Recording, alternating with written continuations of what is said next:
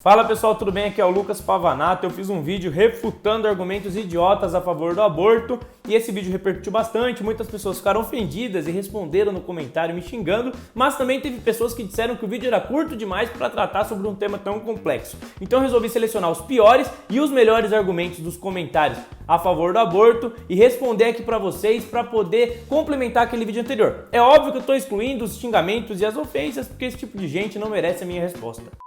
Primeiro argumento.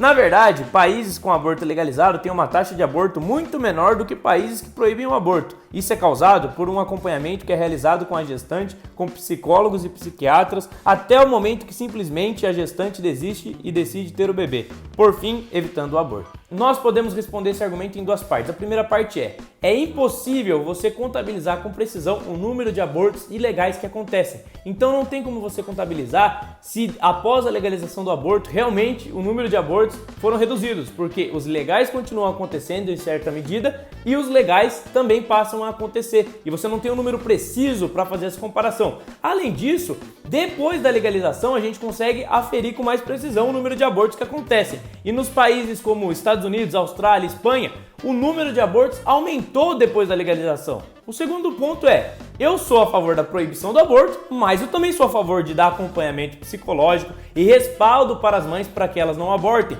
É o que, por exemplo, faz a Associação Guadalupe em São José dos Campos. Eles dão suporte, dão uma orientação para a mulher psicológica e também ensinam um curso profissionalizante para capacitar a mulher para que ela tenha o bebê em vez de abortar. São medidas complementares, não excludentes. Você tem que proibir o aborto porque ele é um crime, ele é um atentado contra a vida, mas ao mesmo tempo você tem que ajudar as mulheres que estão sofrendo nessa situação e pensam em abortar. Segundo argumento. Que vídeo mais imbecil? Isso não é argumento, mas vamos ver o restante.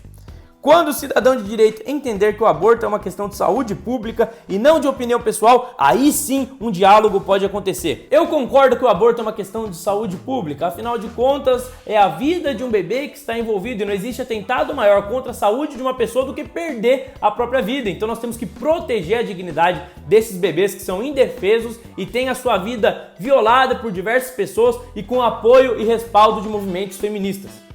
Terceiro argumento. Só tem macho aqui e tudo contra o aborto. Os mesmos que abandonam as mulheres quando engravidam. Incrível! Amigo, eu não sei você, mas eu nunca fiz um filho, nem abandonei mulher nenhuma e se tivesse um filho, assumiria ele com o maior orgulho e acho que homem que faz filho e depois abandona a mulher é canalha, mas uma coisa não tem nada a ver com a outra. Não é porque mulheres são abandonadas com os filhos que, ao mesmo tempo, o aborto deve ser justificado e deve ser legalizado porque passa a ser algo bom? Não tem nada a ver. Na verdade, o aborto é um atentado contra a vida que deve ser reprimido, assim como homens que abandonam mulheres e filhos devem ser punidos. Olha, esse argumento que eu vou responder agora é um dos argumentos mais bem trabalhados que eu encontrei e que vai dar um pouquinho mais de trabalho para responder. Discorda, deixando claro que não sou favorável ao aborto, mas sim à legalização do aborto. A vida termina com um eletroencefalograma em linha reta, e é assim que se encontra o eletroencefalograma de um feto de até 14 semanas.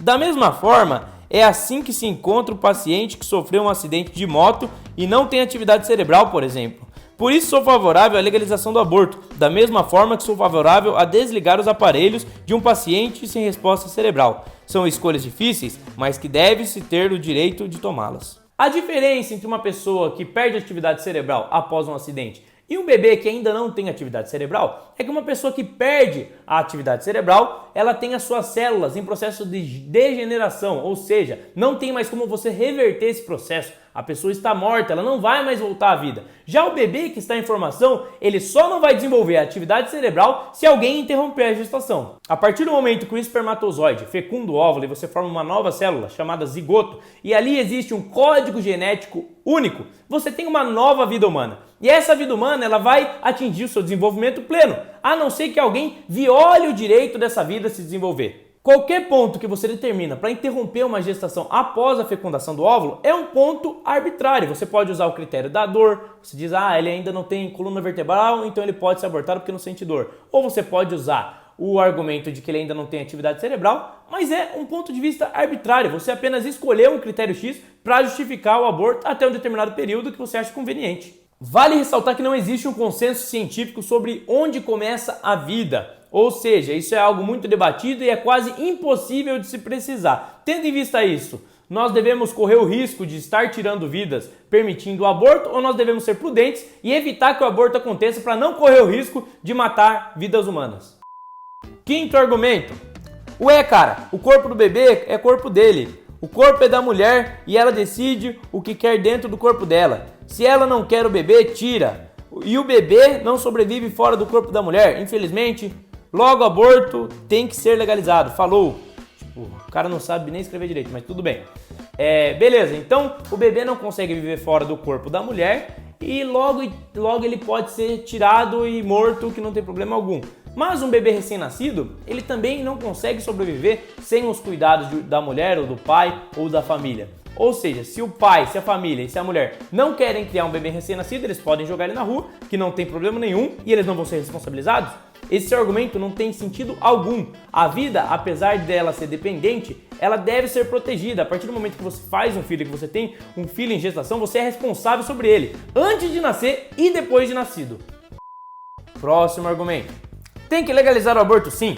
Pessoas pobres não têm condições de criar e sustentar seus filhos. A consequência disso é ficar dependendo da esmola do governo para sobreviver, pago com o nosso dinheiro. Se for para nascer pobre, a criança sem condições de nada, é melhor nem nascer para não depender de bolsa e esmola. Caramba. Olha, eu já respondi isso no meu vídeo anterior, mas eu vou responder com o maior cuidado.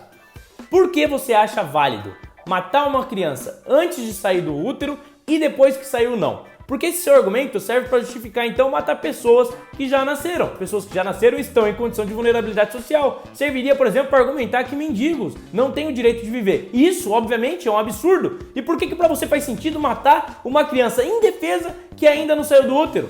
Não existe nenhum critério lógico para determinar esse limite. É apenas uma arbitrariedade e até, de certa forma, uma crueldade que você defende. Esse vai ganhar o prêmio de argumento mais ridículo que eu encontrei nos comentários. Ejacular no ralo é abortar, então. A vida só começa a partir do momento que o espermatozoide entra no óvulo. Ali você tem um código genético humano individual e novo que vai se desenvolver e vai se tornar um ser humano pleno, a não ser que alguém interrompa. Antes disso, você não tem uma nova vida humana. Você tem uma potencialidade de vida que ainda não se constitui vida. Isso aqui nem chega a ser argumento. Alienado pela religião. Esse é o velho recurso retórico daqueles que não têm argumento. Eles pegam e tentam te descredibilizar, falando que você é apenas um religioso, que seus argumentos não têm bases racionais, e dessa forma eles fogem de entrar no mérito do argumento e de provar que seu argumento não tem lógica, de provar que seu argumento não é racional. Na verdade, quem não é racional e quem tem convicções religiosas é quem faz esse tipo de afirmação, porque essa pessoa ela não consegue sustentar aquilo que defende com argumentos racionais e lógicos. Agora, esse é o pior dos comentários que eu vi. Não, a mulher é a vítima. A criança é uma infeliz consequência. Não posso tirar a liberdade dela sobre o próprio corpo para fazê-la gestar um parasita. Você acharia certo pagar por um roubo mesmo sendo inocente? Você deve pagar por seus atos, não os dos outros. Uma pessoa que chama um bebê em formação, um bebê indefeso, que tem a sua dignidade humana e é garantida até pela Constituição, de parasita, nem merece a minha argumentação. Isso só mostra o tipo de gente que defende o aborto, que defende esse crime contra a vida e que acha que não tem problema nenhum você matar seres humanos para resolver os problemas da humanidade. Espero que você tenha gostado desse vídeo. Se você achou interessante o conteúdo e quer que mais pessoas tenham acesso a ele, eu peço que você curta, comente, compartilhe com seus amigos, divulgue o máximo possível e me ajude a divulgar essa mensagem. Um grande abraço e falou!